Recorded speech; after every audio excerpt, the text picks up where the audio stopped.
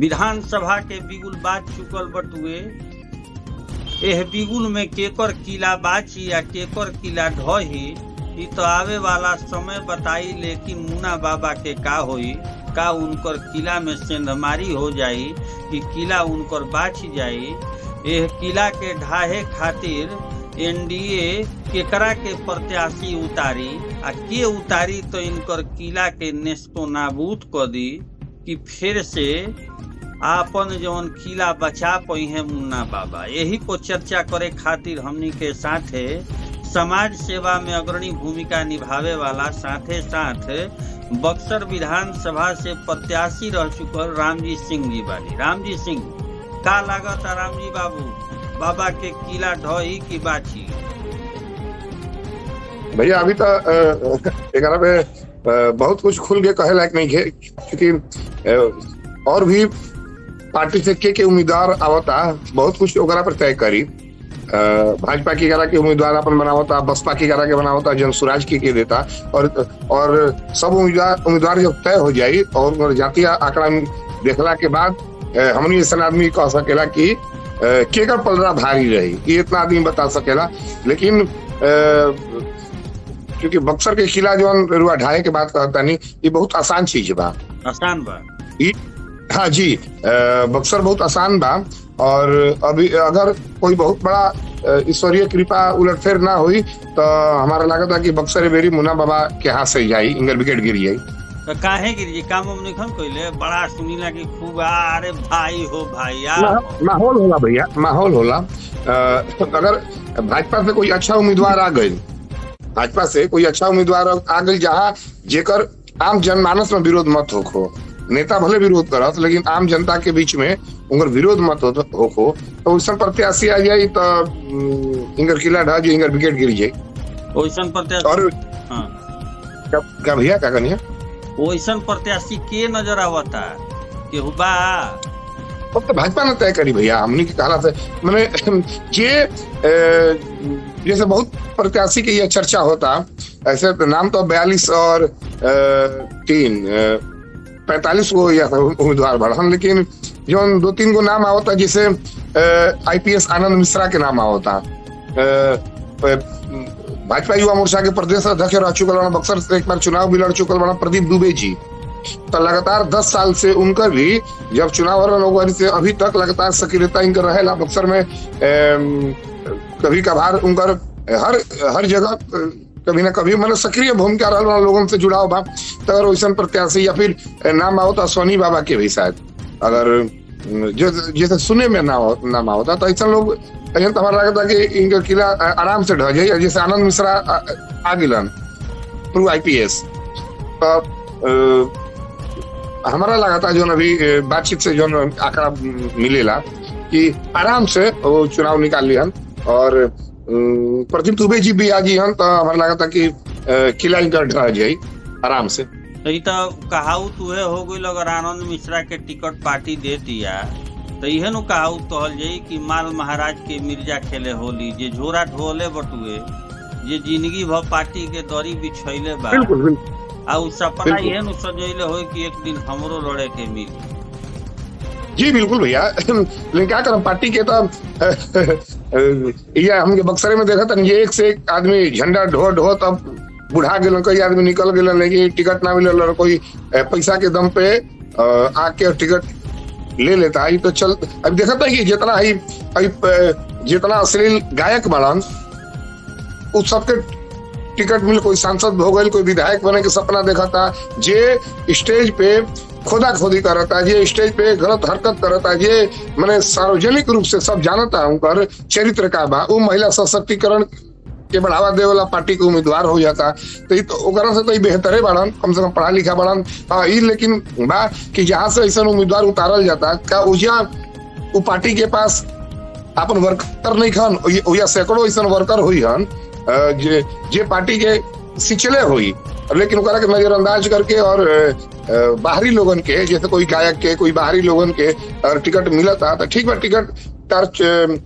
Ticket एगो रहुआ बढ़ जाता, मैंने जीत हासिल करा दिया, लेकिन ये बहुत बेहतर ना कही भैया हमारो नजर में। अच्छा, तो मुना बाबा में कौन कमी रह गई बा? कौन कमी? कमी हम का बताई भैया, कमी ना भैया एगो माहौल होला ना कि एगो तो दो बार लगातार रह 10 साल से, तो एगो लोगन के मन में ई हो जाला कि काम भरिंगर हो गई। और आम जब भी ई बहुत कुछ लोग के बीच में अपना के सीमित कैलन, जैसे इनकर जो जातीय आंकड़ा बा कांग्रेस के या राजद सबसे बड़ा फैक्टर बा सहयोगी मुस्लिम यादव जी। तो यादव और मुसलमान, यादव मुसलमान में इनका खूब विरोध बा, वो हम सब समझता नहीं रहो, अनुभवी बानी कि जब पार्टी क्लियर हो जाई तो तेजस्वी जी के मुख्यमंत्री बनावे के नाम पे फिर एकजुट हो जाए। लेकिन उत्साह की कमी रही हुई है, उत्साह की कमी के फायदा सीधे भारतीय जनता पार्टी के अगर अच्छा उम्मीदवार आ जाता तो अगर फायदा मिली, उत्साह के कमी के फायदा मिली भैया कि ये यादव के नाम पे भी या MY समीकरण के नाम पे ये एक दूगो खासे लोग के अपना पास, बाकी कहीं कोई तवज्जो ना दिलन, तो एकर खामियाजा इनकरा के भुगते के पड़ी। व्यवसायी वर्ग में क्या हालत हो?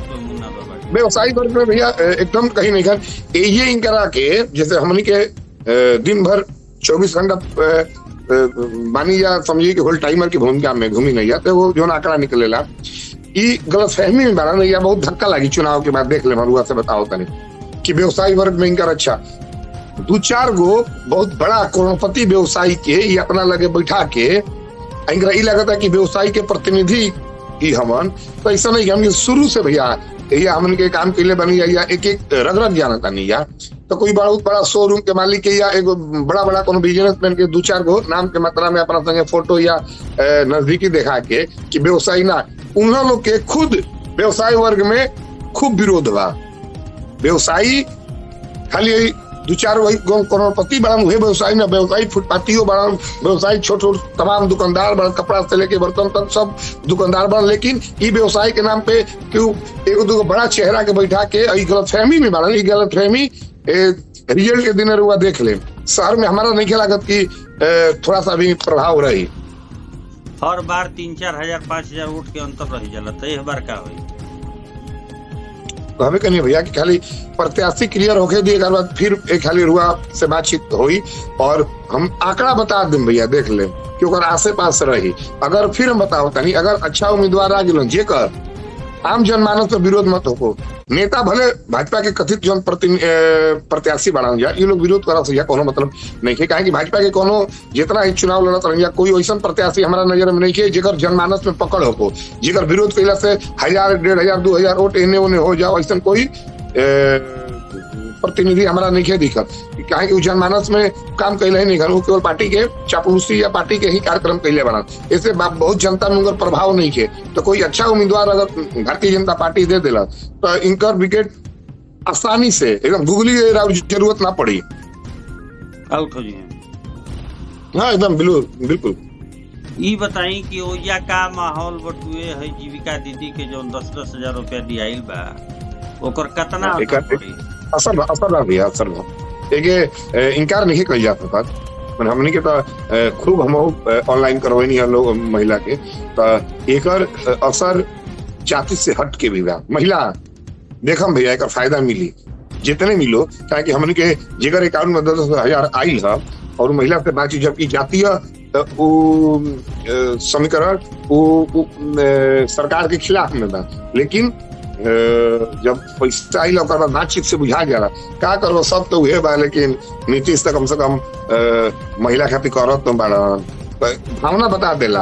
हमन तो खुल के पूछ नहीं जा सकत कि केकरा के वोट देम या केकरा के ना, लेकिन बातचीत से बुझा देला कि उनकर सकारात्मक पहलू बा, माने सकारात्मक नीतीश कुमार के सकारात्मक रूप से देख रहा बाड़ी, तो कहीं ना कहीं महिला में असर भैया पड़ी। अच्छा खैर चुनाव तो नजदीक आ गइल बा, अब रउरा समस्या आवता कि आपन सीट के बचावे के बाद तो काम मुन्ना बाबा के करे चाहिए। अब तो अंतिम समय बा, महीना दिन के अंदर ही परिणाम आई। अब भैया देख ले बहुत कोनो ईश्वरीय कृपा हो गई या फिर कोनो ऐसा अनाड़ी या कोनो बहुत पैसा वाला के टिकट या मिल गई जेकर जनमानस विरोध करी, कोनो इतना बाहरी उम्मीदवार या फिर कोनो पैसा वाला के बड़ा पैसा के दम पे टिकट मिल गई तो तबे मुन्ना बाबा के चांस बा। लेकिन हमारा नहीं लगता अगर कोई साधारण भी चेहरा आ गई लोकल बीजेपी से तो ये मेरी हमारा नहीं लगता कि बचा पहिया अपन सीट। मतलब यह बा किताब पछताए का हुआ जब चिड़िया चुग गई खेत, माने खेत चुग गई चिड़िया, ये तो बिल्कुल बिल्कुल अब ना बाची। देखिए अभी फिर कहते वाले कि जब और क्लियर हो जाए ना सब पार्टी के उम्मीदवार के बाद, चूंकि बहुत कुछ जातीय समीकरण पे भी बिहार में हमने के यहाँ तय होला, तो खाली जैसे बसपा के आवता तो बसपा से एगो लोकल या बारन कुशवाहा जी उनकर लगभग जिला अध्यक्ष के पैड पर उनकर घोषणा हो गई बा और अपन तैयारियों करता रहा। और एक बार और भैया बसपा में हम देखनी है बेरी जैसे बसपा में हुआ है कि पैसा के दम पे कोई टिकट ले ली, लेकिन वो रोहतास वगैरह साइड में 3 गो टिकट क्लियर हो, तीनों अपन कार्यकर्ता के जे लड़े वाला रहा, जे काम करे वाला एरिया भी जो अभी बक्सर में मिलल है तो कम से कम 5 साल से वो संगठन में सक्रिय बाड़न। एगो अच्छा मैसेज बसपा देवे के प्रयास किया। लेकिन अभी 2-3 दिन से हमनी के नगर परिषद के एगो सबसे बड़ा जन प्रतिनिधि बाड़ी उनकर प्रतिनिधि लखनऊ में डेरा डालने वाला और फूल के बंडल लेके और परसों से ही पूरा यह माहौल बा कि हो सकेला कि बसपा की टिकट वो फिर लेके आ गया। तो जी सुने में आई। और अगर चूंकि ऐसा ऐसा माहौल है कि बसपा के टिकट पैसा पे कोई ले सकेला और ओकर फायदा लेवे या गइल बा एकदम माने पूर्वा के हम बताओ तो हमनी अगर इनका मिल जाए तो मुस्लिम वोट और कटी। हाँ अगर मिल जाए तो ठीक है टोटल ना, लेकिन 1000 अगर मुस्लिम वोट उंगरा पर चढ़ल तो इंदर सिया बलराम चंद्र की जय 2-3 हजार वोट ले जीते हार होता हर बार जी। एगो तो उत्साह के कमी रही ओकर बाद अगर उनकरा के मिल जाता तो 1000 उनकर महागठबंधन के जौन जातीय वोट बा अगर उन्हें गई बहुत ना जाई, लेकिन जौने जाई ओकरा से तो धराशायी हो जियन। चलिए बात करे खातिर बक्सर सीट पर और बहुत बहुत धन्यवाद राम जी बाबू।